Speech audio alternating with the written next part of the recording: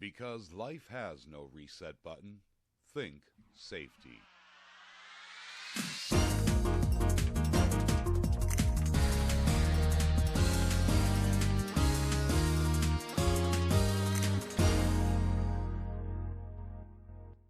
Dr. Thomas DiLiberto.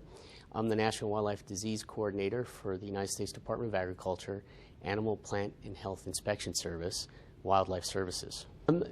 Wild bird surveillance is one component of numerous surveillance techniques that is employed really around the world and in particular in the United States. The risk of introduction for avian influenza or high-path avian influenza into the United States is really highest in the movement of poultry and poultry products and the pet and wild bird trade. Now, when I say the highest risk is from these factors, really it's the illegal movement of these products, because the United States does not allow any animals or animal products into the United States from countries that have currently a high-path avian influenza. So it would be really the illegal movements of these products in the United States. But there are other ways that high-path avian influenza can enter the United States. One possible way is through migratory birds.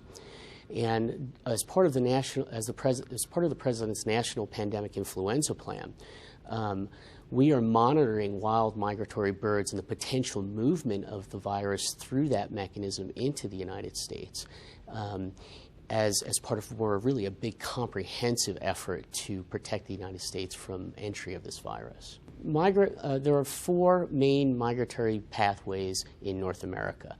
These are termed the Pacific Flyway, which obviously comes down from Alaska through British Columbia and the western United States, down into Mexico, Central America, and even into South America.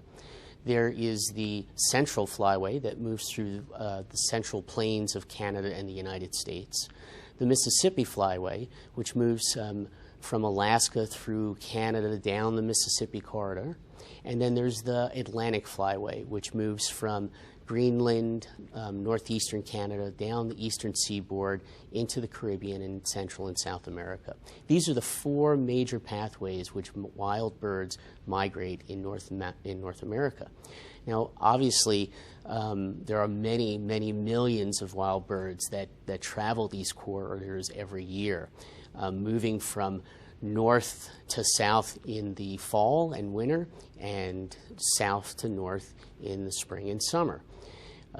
These birds move across many international borders and even continents, where some birds we do know move from North America into eastern Russia, and also birds move from North America into Greenland, where in those areas they can mix with wild birds that have migrated to those areas from Asia and Europe.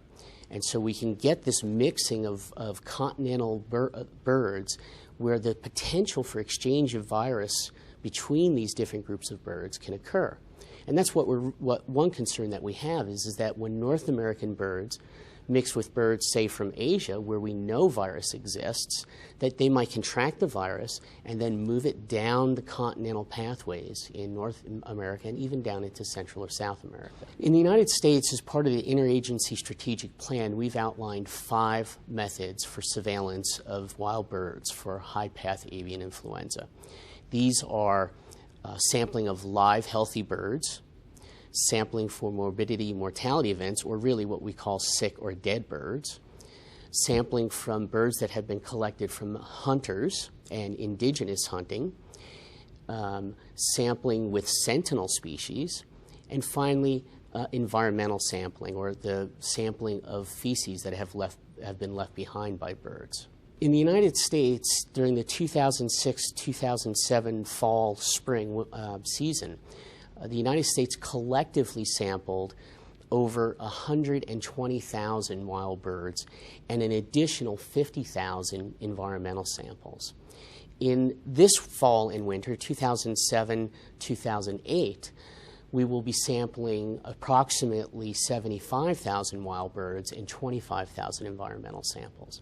Now, the reason for the decrease in sample size is really because of all the information we gained from the larger sample the previous year. in 2006 and 2007, we really documented, we were out to document that high-path avian influenza did not occur in our wild birds. Therefore, we sampled a lot of birds from a lot of different bird groups. Now that we've documented we don't have it, sampling is now going to focus on those higher risk species. Those species of birds that we know either come directly from infected areas or have come in contact with birds that come from infected areas. So our sample size will be smaller, but those samples will be of higher value to us. I think really, again, to emphasize that the main risk of disease transmission, especially from high-path avian influenza, is not from wild migratory birds. However, it is a small possibility that wild birds could bring the virus to the United States, and therefore we can't ignore that potential risk.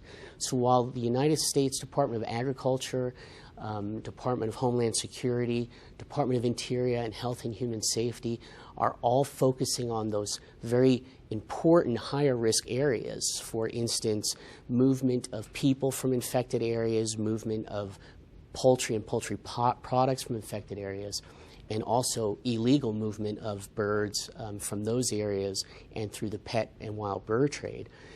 Even though we're doing a very good job at looking at those areas, we still can't ignore the potential pathway of wild birds, and that's really why we're doing this sampling.